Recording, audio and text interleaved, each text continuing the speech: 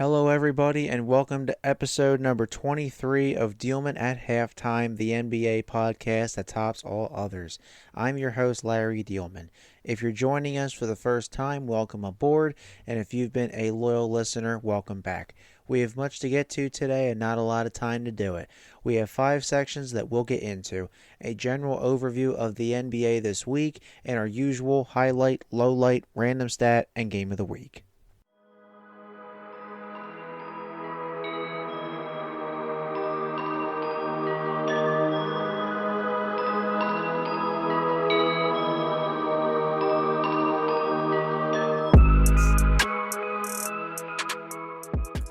Let's get to our content for the week.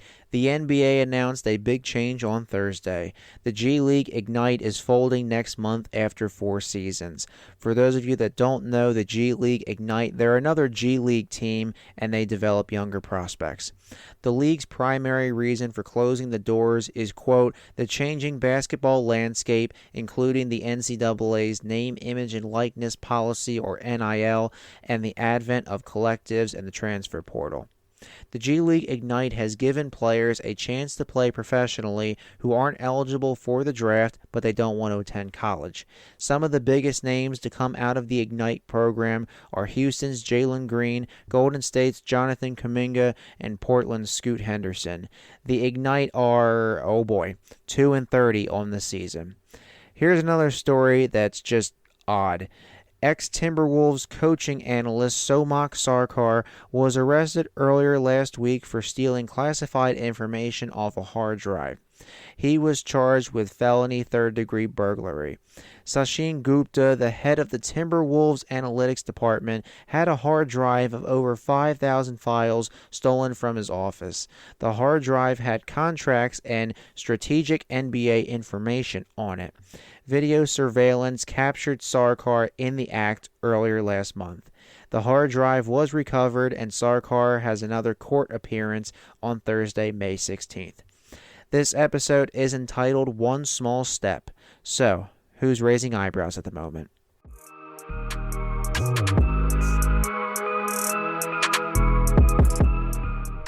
Let's go to our highlight, the Houston Rockets. At the start of the season, I said the Houston Rockets could be sneaky in getting a lower playoff or play-in seed, and it's shaping up that way. Houston is 35-35, 11th in the West, and on an 8-game winning streak. After head coach Stephen Silas was replaced with Ime Udoka and the front office made some moves, Houston is looking to make noise. The Rockets brought in veterans like Fred VanVleet and Dylan Brooks to mentor the solid young core of Jalen Green, Jabari Smith, and Alperen Şengün. Before going down with injury, Şengün was averaging 21 points, about 9.3 rebounds, and 5 assists per game. And he's a center, by the way, averaging 5 assists. He seemed to twist his ankle in a game against Sacramento earlier this month. Şengün will miss a few weeks, and if the Rockets can't make the playoffs, possibly miss the rest of the season. Green is putting up 19.5 points, 5 rebounds, and 3.4 assists per night. They're 1 game out of the last play-in spot, which the Warriors currently possess. While the Rockets play well at home at the Toyota Center, their road record is less than ideal. Houston even has a home game against Golden State in early April. We'll see if my prediction stands strong or crumbles. Their next game is tonight, Monday, March 25th at 8 o'clock. They will host the Portland Trailblazers.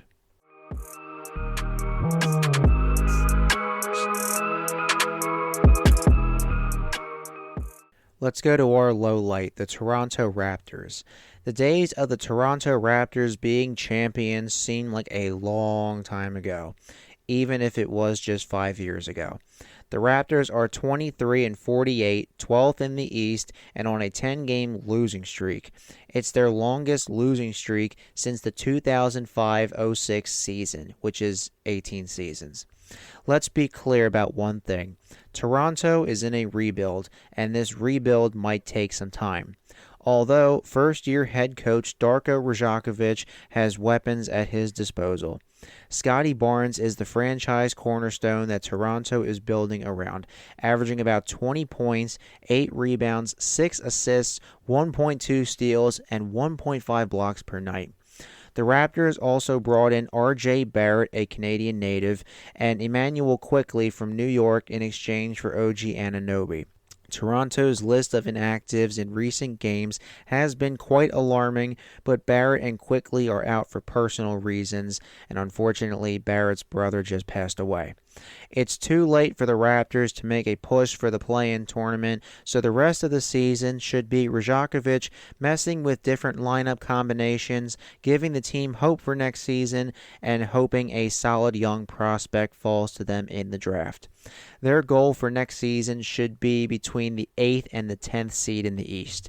The Raptors' next game is tonight, Monday, March 25th at 7:30. They will host the Brooklyn Nets.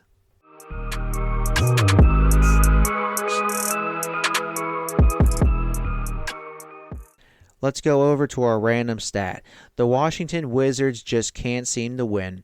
Not only are they officially eliminated from the 2024 postseason, but they might have just been dealt a serious blow to their future plans. A report came out this week that the Wizards might not be able to move out of the nation's capital until 2047. Yes, you heard that correctly. We discussed earlier in the season how the Wizards and NHL's Capitals want to move to Northern Virginia, specifically Alexandria, and a new arena could be opened in time for the 2028-29 season. According to the Associated Press, however, Washington, D.C. Attorney General Brian Schwab, quote, cited a 2007 bond agreement for renovations that extended the team's lease for 20 more years beyond the initial time frame through 2027, end quote. The $2 billion arena proposal from Monumental Sports and Entertainment, the company that owns the Wizards and Capitals, has stalled in Virginia's legislature. MSE has cited they can get out of their lease early. I might not be able to read legalese and understand politics, but I do know that this is an ugly situation. The Wizards are obviously a struggling franchise who thought new scenery would be their best option. Now they might have to wait an additional 20 years after their original leaving date. 23 years. Folks, just sit back and enjoy the show.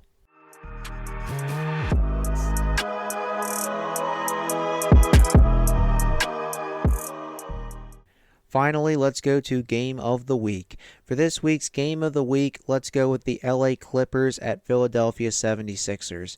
This game is on Wednesday, March 27th at 7:30 p.m. Joel Embiid is still on the Sixers sideline with injury, so this matchup isn't at full strength. However, this marks the return of James Harden to the Wells Fargo Center. Similar to Ben Simmons making his comeback to the city of brotherly love, I have a feeling Harden will be booed relentlessly throughout this game. The Clippers and Sixers just faced off yesterday, Sunday, March 24th in LA, with the Sixers surprisingly winning 121-107. Another interesting factor about this matchup is Paul George. There have been quiet rumors floating around that Philadelphia may pursue George in the offseason to add to their core of Embiid and Tyrese Maxey. George has a player option for next season, so if he declines it, he will become an unrestricted free agent. This will be a title contender versus a team trying to escape the play-in tournament seeds. I'm going to take the Clippers 110-99.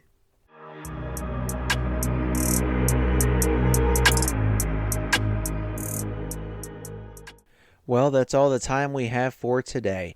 If you haven't already, make sure to follow me on social media. I have 2 Twitter accounts and 2 Instagram accounts.